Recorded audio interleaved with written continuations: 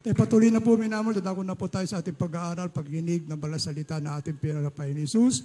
Kami na minamahal bilang pagbibigay galang sa banal na salita na ating pinalapay. Na po inihiling minamahal, tayo muna po ipanandali ang punto bayo at narito po akin ay binibigay buong pagkakataon sa ating beloved ordained preacher, Boy Kaluya. Amen. Praise God.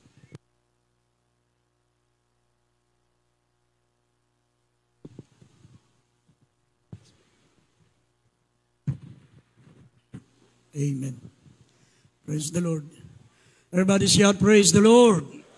Purin pong ating pinakamamahal Panginoon. God bless you po sa ating beloved preacher, beloved Brother Lando. Maganda nga po maminamahal. Tayo po ipanandali ang manalangin bago tayo dumako sa mga salita ng Diyos natin mapakinggan. Opo, dakilat papagpala po naming Ama, Diyos na makapangyarihan sa lahat. Sa pangalan namin pinakamamahal na Panginoong Jesucristo, kami po sama-sama nagpupuri, nagpapasalamat. Malapang nun sa dakilang pribileyo na pinagkaloob mo sa bawat sa amin na narito ngayon. Binigyan mo muli kami ng kalayaan, malapang nun at dakilang pagkakataon na mapapurihan ka. Salamat po, malapang nun sa pagkilos mo sa aming kalagitnaan. Salamat sa pagtanggap mo ng aming mga awitin, ng aming pagsamba, paglilingkod sa araw na ito, malapang noon.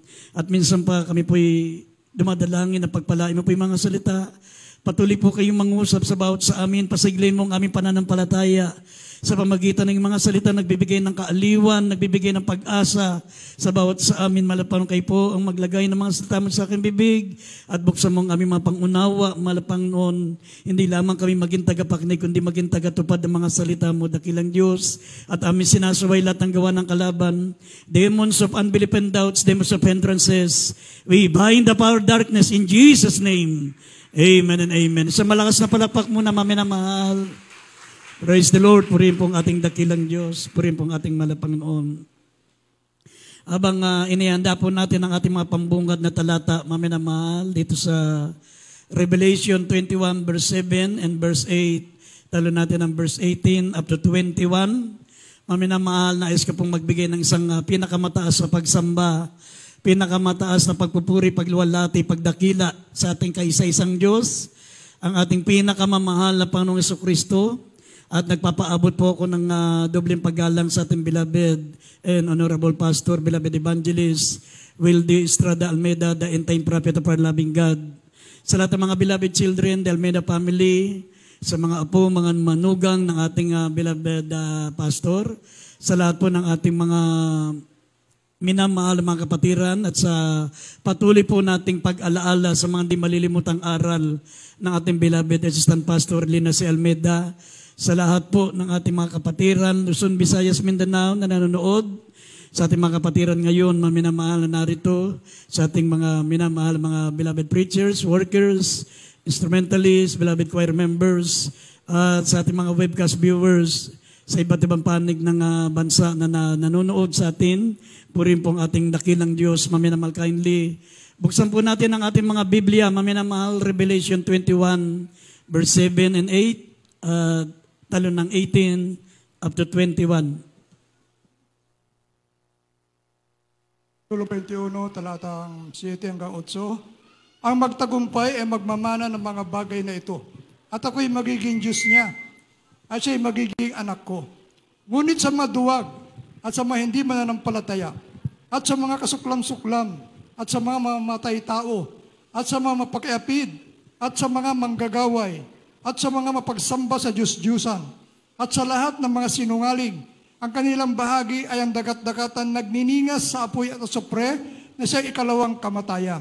Dito po sa 18 hanggang 21, at ang malaking bahagi ng kuta niya ay haspe, at ang bayan ay dalisay na ginto, na katulad ng malinis na bubog. Ang mga pagsinagsasalikan ng kuta ng bayan ay may pamuting sari-saring mahalagang bato. Ang unang pinagsasalikan ay haspe, ay ikalawa ay sapiro, ay ikatlo ay kalasidonia, ay ikaapat ay esmeralda, ay ikalima ay sardunika, ay ikaanim ay sardiyo, ay ikapito ay krisolito, ay ikawalo ay birelo, ay ikasiyam ay topasyo, ay ikasampu ay krisopasyo, ay ikalabing isa ay hasinto, at ikalabindalawa ay amatista. At ang 12 pintuan ay 12 perlas, at bawat pinto ay 1 perlas, at ang lansangan ng bayan ay dalisay na ginto na gaya ng nangaaninag na bubog. Amen. Amen. Amen. Mga minamahal, ang ating paksa ay pamagatan po natin, The Secret of Being Overcomer. Ang sekreto, paano tayo, mga minamahal, maging mananagumpay. Nabasa po natin, mga minamahal, ang magtagumpay lamang ang magmamana ng kaharian ng Diyos. Bakit pinauulit-ulit natin, mga minamahal, ang mga nakasulat dito sa Revelation 21 verse 18 up to 21, yung magiging bahay natin sa langit, yung magiging tahanan natin sa langit. Bakit pinauulit-ulit natin, mga minamahal, kung ano ang magiging tirahan mo pagdating mo sa langit? Sabi, ang kalsada'y ginto, ang mga haligi, ang mga pader, ay mga mahalagang bato, katulad ng mga nabasa po natin, mga amatista, sardonico, saberitos, topasio, krisolito, berilo, jacinto, amatista. Ito yung mga maaring pamilyar sa ating pandinig, pero ito yung mga mamahaling bato dito sa lupa. Magkaroon ka lang ng isang tipak na ganyang kaliit. Isang tipak lang, maminang bilyonaryo ka na. Kaya nga, hindi pamilyar sa atin ang mga katagang ito kasi bilyonaryo lang ang nagkakaroon yan. Yung mga bato na yan. Sa langit, haligi lang ng tahanan mo yan. Pader lang yan. At ang sabi rito, ang pintuan ng iyong mansyon sa langit ay perlas. Ang daanan ay, sabi, pure gold. Inaaninag na ginto. Nakakasilaw na ginto, maminamahal, at doon walang hanggan ang buhay. Hindi ka na mamamatay. Hindi ka na magkakasakit. Hindi ka na tatanda. Hindi ka na magtatrabaho para kumain. Kundi, maminamahal, makakapiling mo ang mahal na Panginoon magpakailan-kailan pa man. Bakit inuulit-ulit natin ito, maminamahal? Bakit lagi nating binabasa ito? Para pag ikaw ay nagpabaya sa paglilingkod sa Diyos at na-miss mo to, maminamahal, hindi ka nakarating dito sa langit. Mga minamahal, makikita mo kung ano ang sinayang mo. Kaya yung mga nasa impyerno, maminamahal, yung mga taong nandun sa kaparusahan sa impyerno, ang pinaka-remorse, ang pinaka-torment na nagpapahirap sa kanila sa impyerno, yung great remorse. Great remorse. Kasi lahat ng mga nasa impyerno, maminamahal, bago namatayan, hindi yan pinahintulutan ng Diyos na namatay, na hindi nakarinig ng Ebanghelyo.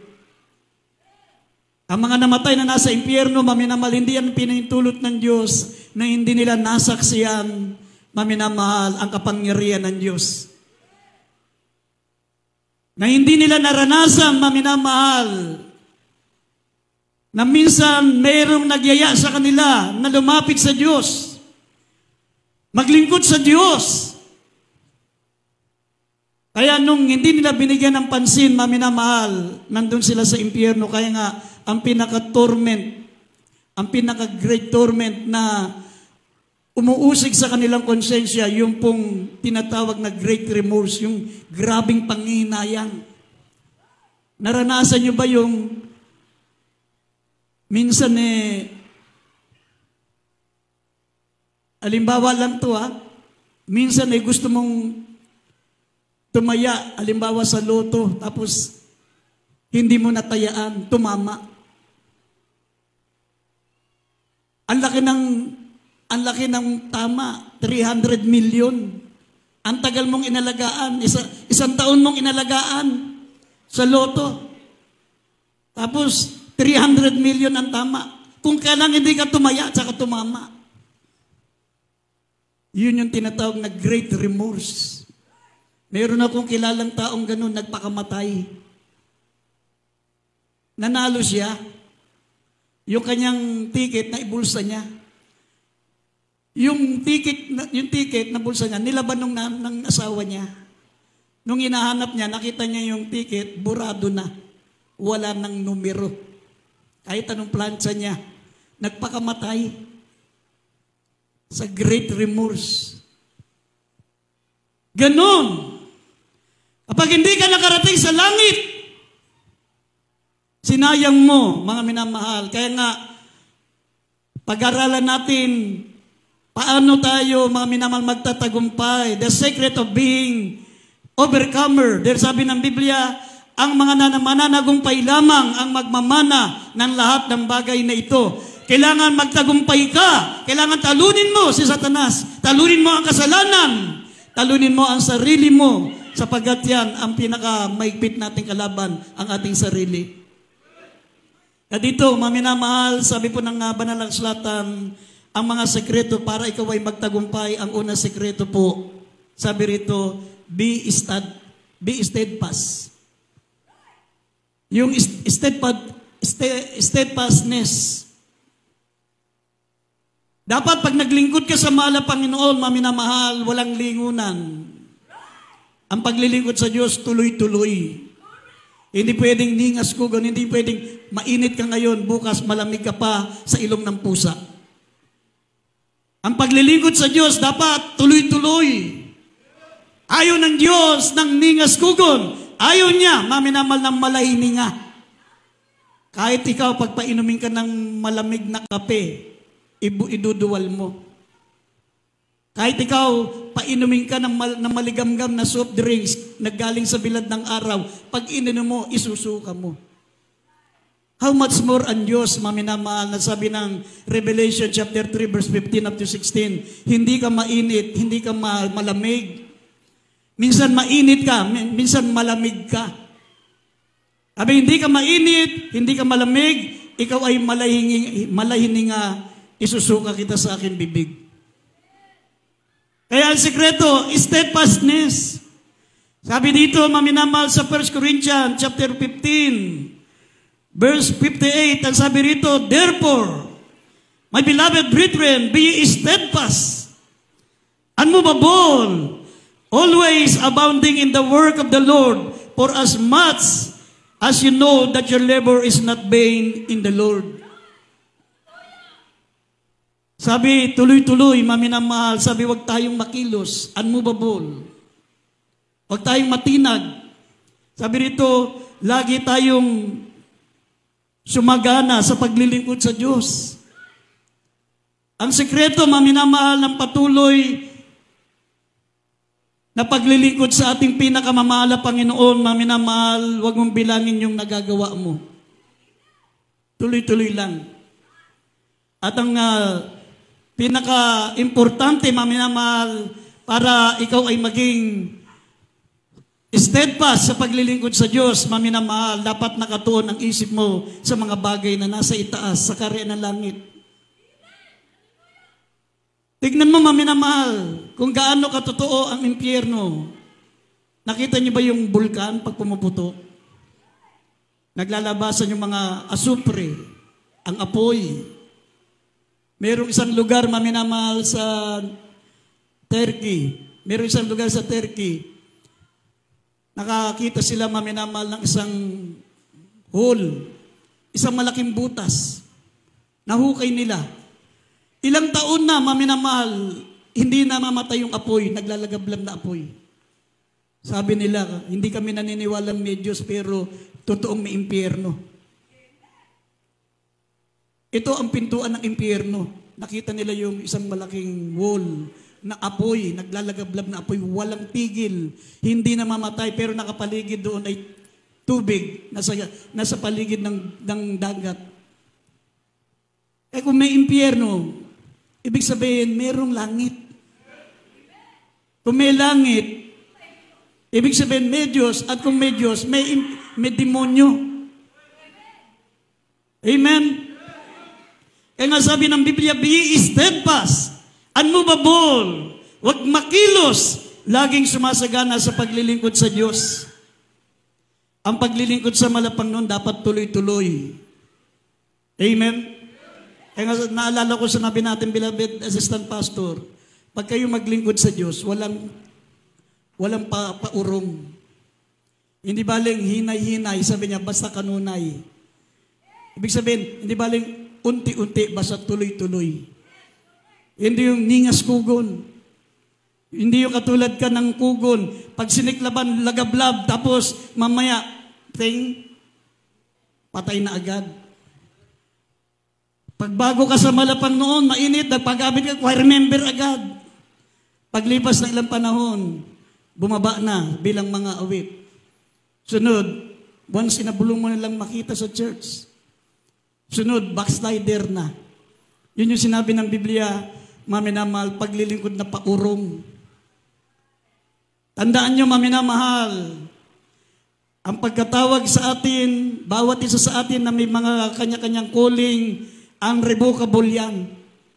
Ibig sabihin ng unrevocable, hindi pwedeng bawiin ng Diyos kung saan ka tinawag. Unrevocable. Nasa Romans chapter 11 verse 29. Kasabi rito sa 1 Corinthians chapter 7 verse 24, manatili ang bawat isa inyo sa pagkatawag sa inyo. Basahin natin dito, maminamahal, Romans 11:29 at 1 Corinthians 7:24. Basahin po natin. Dito po sa Roma, Kapitulo 11, talatang 29. Sapagkat ang mga kaloob at ang pagtawag ng Diyos ay hindi nababago. Unang Korinto, Kapitulo 7, Talatang 24. talatang 24. Mga kapatid, gayaang ang bawat isa'y manatili sa Diyos sa kalagayang itinawag sa Kanya. Amen.